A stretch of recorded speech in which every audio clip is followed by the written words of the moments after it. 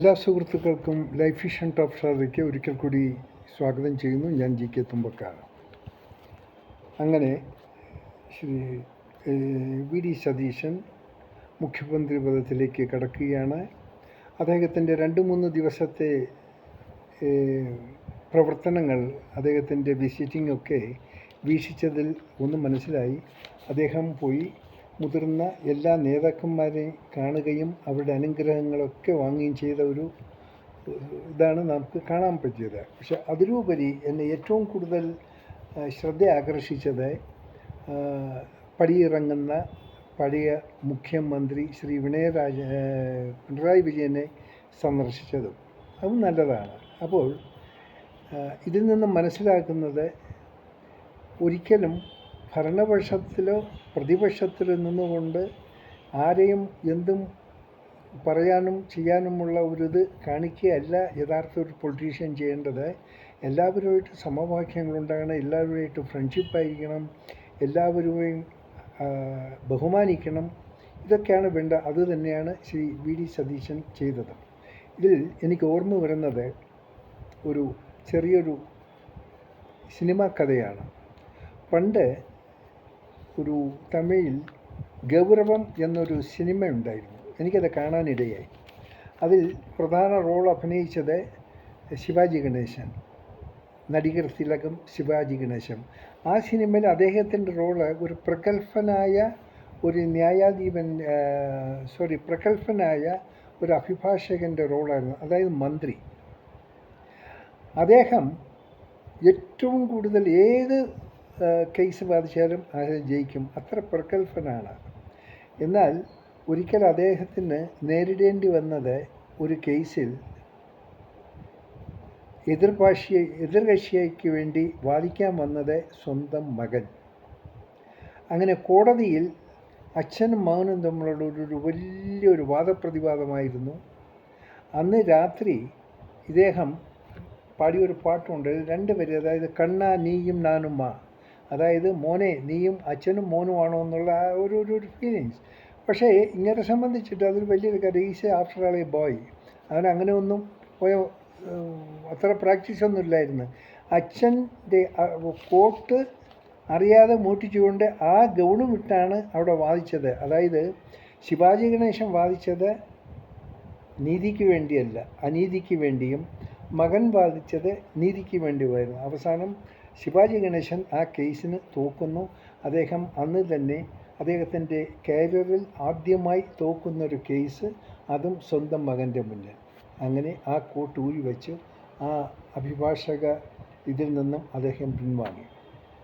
അതുപോലെയാണ് എനിക്കിവിടെ തോന്നിയത്. നാം കണ്ടിട്ടുള്ളതാണ്, അസംബ്ലിയിൽ പിണറായി വിജയനും സതീശനും തമ്മിൽ നേർക്കുനേർ നടത്തിയ ഘോരമായ പല പ്രകടനവും നമ്മൾ കണ്ടുവച്ചു. നമ്മൾ കണ്ടതാണ്. നേർക്ക് നേർ നിന്ന് ഫൈറ്റ് ചെയ്ത ഒരു സമയമുണ്ടായിരുന്നു. ഇപ്പോഴും അത് നമ്മൾ മറന്നിട്ടില്ല, മറക്കത്തുമില്ല.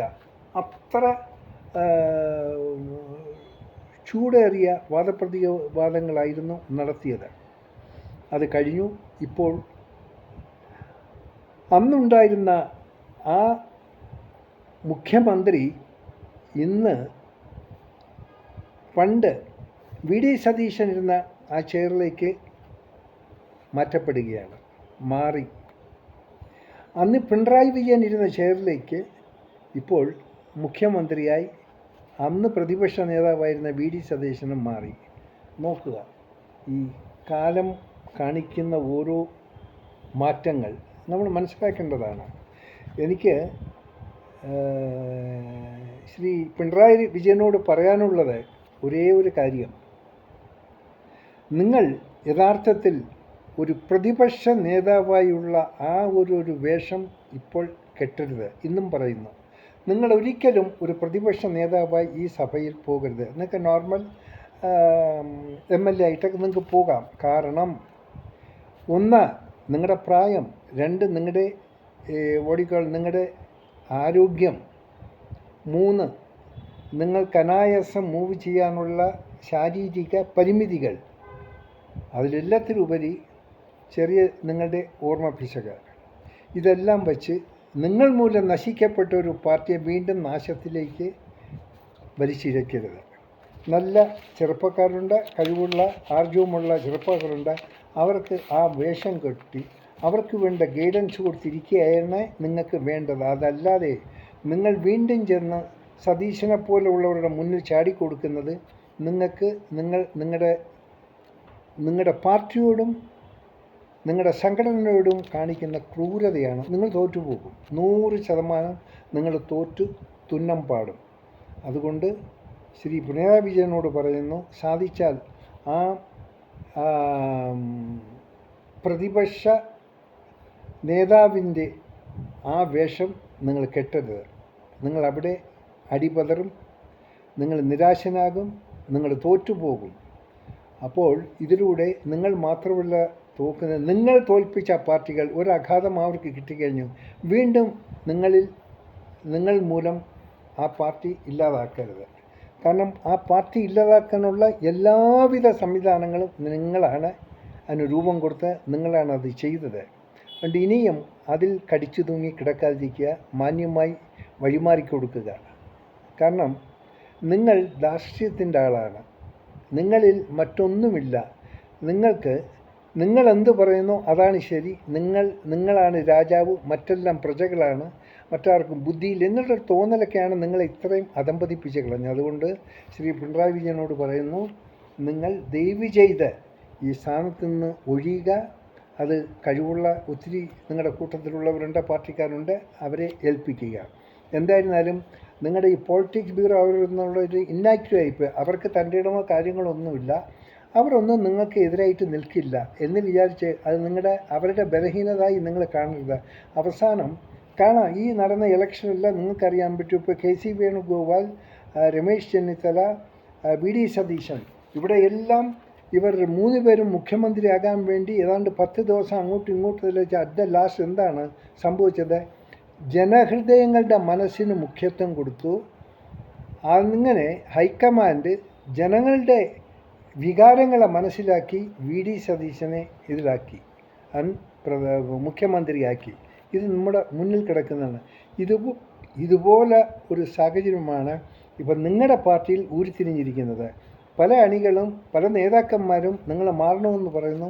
പക്ഷേ നിങ്ങളുടെ കേന്ദ്രം, ഡൽഹി കേന്ദ്രം, പൊളിറ്റിക്കൽ കേന്ദ്രങ്ങളൊന്നും അവർ യാതൊരു തീരുമാനവും എടുക്കുന്നില്ല. വീണ്ടും നിങ്ങളെ തകർത്ത് നശിപ്പിക്കാൻ വേണ്ടി അവരിതായിരുന്നു. അവസാനം നിങ്ങൾ ഒന്നുമില്ലാതെ എവിടെയെങ്കിലും ആയിപ്പോൾ ഇപ്പോഴുള്ള ആ മാന്യതയെങ്കിലും ഒരു MLA സ്ഥാനമെങ്കിലും നിങ്ങൾ മാന്യമായിട്ട് അതിനെ സൂക്ഷിക്കുക. അല്ലാതെ ഒരിക്കലും നിങ്ങളൊരു പ്രതിപക്ഷ നേതാവാകാൻ നിങ്ങൾ യോഗ്യനല്ല. നിങ്ങളവരുടെ വിഡ്ഢിത്തരമാണ് കാണിക്കുന്നത്. നിങ്ങൾ വിഡ്ഢിയായിപ്പോൾ നിങ്ങൾ തോറ്റുപോകും. ഇത് നിങ്ങളെ വിമർശിക്കുകയല്ല, സ്നേഹം കൊണ്ട് പറയുകയാണ്. നിങ്ങളുടെ പണ്ടത്തെ ഗാംഭീര്യം അതൊക്കെ തീർന്നു. നിങ്ങൾ ശാരീരികമായും മാനസികമായിട്ട് ആകെ തകർന്നിരിക്കുന്നൊരു ഇതാണ്. നിങ്ങളൊന്ന് VD സതീശനെ കണ്ടുപിടിക്കുക. നിങ്ങൾ കാണിച്ച ക്രൂരതയ്ക്ക് അതെല്ലാം VD സതീശൻ നിങ്ങളുടെ വീട്ടിൽ വന്ന് നിങ്ങളോട് അനുഗ്രഹങ്ങളൊന്നും വാങ്ങിയല്ല. യഥാർത്ഥത്തിൽ അദ്ദേഹം അനുഗ്രഹം വാങ്ങിയത് തന്നെ, അത് ഡ്യൂപ്ലിക്കേറ്റ് അല്ല. അത് അദ്ദേഹത്തിൻ്റെ VD സതീശൻ്റെ ഒരു വലിയൊരു മനസ്സാണ്. അത് നിങ്ങൾ ഓർക്കണം. അതുപോലെ നിങ്ങളും വലിയൊരു മനസ്സ് നിങ്ങൾ പബ്ലിക്കിനോട് കാണിച്ചില്ലെങ്കിലും നിങ്ങളുടെ അണികളോട് കാണിക്കുക, നിങ്ങളാക്കിയ പാർട്ടിയോട് കാണിക്കുക. അല്ലാതെ നിങ്ങൾ 2-3 ആൾക്കാരെ, നിങ്ങളുടെ ഇട്ടാവിട്ടുള്ള കുറേ ആൾക്കാരെ, നേതാക്കാരെയും വെച്ച് നിങ്ങളാകാൻ പറ്റുക, അതല്ല പാർട്ടി. എന്തായാലും നിങ്ങൾ പാർട്ടിയെ തകർത്ത് കളഞ്ഞു. ഇനി അതിനെപ്പോഴും എന്ത് ഒരു മാറ്റം ഉണ്ടാകുമെന്ന് നിങ്ങളാൽ പറ്റിയില്ല. നിങ്ങൾക്ക് മാറ്റം ഉണ്ടാക്കാനും പറ്റും, നിങ്ങൾക്ക് തകർത്താനേ പറ്റൂ. അതിനുള്ള ഏതെങ്കിലും പുതിയ യങ് ജനറേഷൻ വരുന്നു, അവർക്കൊണ്ട് മാർഗനിർദ്ദേശങ്ങളോ അവരെ കൊണ്ട് ഒരു ചെയ്ത തെറ്റുകൾ, നിങ്ങളിലുണ്ടായ തെറ്റുകൾ അവരിൽ നിന്ന് ഉണ്ടാകാതിരിക്കാൻ വേണ്ടി നിങ്ങളുടെ അനുഭവങ്ങൾ അവരിലേക്ക് പങ്കുവയ്ക്കുക. ഇതാണ് നിങ്ങൾക്ക് ചെയ്യാവുന്നുള്ള ഏറ്റവും വലിയ കാര്യം. അതുകൊണ്ട് ശ്രീ പിണറായി വിജയൻ വീണ്ടും പറയുന്നു, ഈ പ്രതിപക്ഷ നേതാവിൻ്റെ വസ്ത്രം, ആ കോട്ട് നിങ്ങൾ ധരിക്കരുത്. നിങ്ങൾ തുന്നം പാടിപ്പോകും, നിങ്ങൾ തോറ്റുപോകും. ഇത് പിടിച്ചിരിക്കാൻ പറ്റില്ല. വീണ്ടും ഈ പാർട്ടിക്ക് വേണ്ടി നിങ്ങൾ പാർട്ടിയെ വഷളാക്കരുത്, പാർട്ടിയെ തകർക്കരുത്. അവിടെ ഇനിയും വർക്ക് ചെയ്യാനുള്ള നല്ല ചെറുപ്പക്കാരുണ്ട്, അവർക്ക് ചാൻസ് കൊടുക്കുക. താങ്കൾ ഒഴിഞ്ഞ് വിശ്രമ ജീവിതം നയിക്കുക, അതായിരിക്കും ഏറ്റവും നല്ലത്. ഇത് ഒരു പ്രധാനപ്പെട്ട എൻ്റെ ഒരു സന്ദേശമായി നിങ്ങൾ കാണുക. ഒരു കേരളീയൻ എന്നുള്ള രീതിയിലാണ് ഞാൻ നിങ്ങളോട് ഈ റിക്വസ്റ്റ് വയ്ക്കുന്നത്. സ്വീകരിച്ചാലും കാണാം വീണ്ടും മറ്റൊരു വീഡിയോയിലൂടെ. Thank you.